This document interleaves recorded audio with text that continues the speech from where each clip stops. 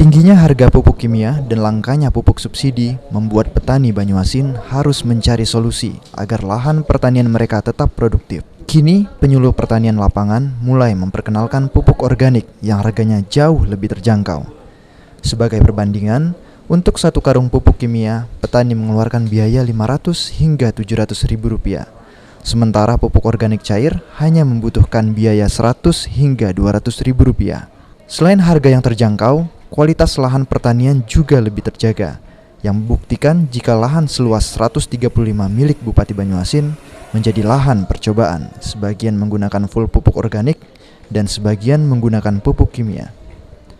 Dari hasil panen yang didapat, ternyata jumlah produksi gabah tidak terlalu jauh, padahal biaya produksi sawah sangat terjangkau.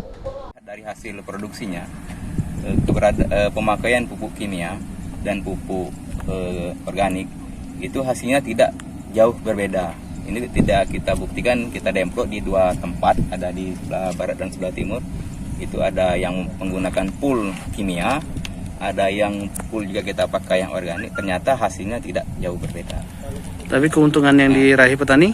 Keuntungan dari petani itu dari modalnya agak lebih bisa ditekan karena pupuk harga gap antara pupuk kimia dan pupuk organik itu berbeda jauh sekali. Sejauh ini berapa satu karung? Ya, satu karung pupuk organik itu 75.000, terus ditambah yang pupuk cairnya itu 35.000. Jadi untuk satu paketnya itu cuma 105.000.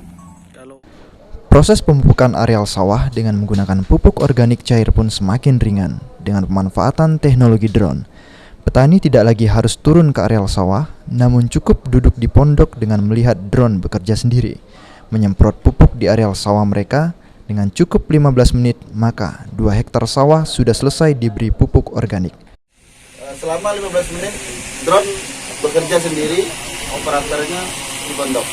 Jadi tidak perlu petani kita berlumpur lagi, berpanas-panas lagi, cukup bekerja dari pondok ini, dari pondok sawah ini.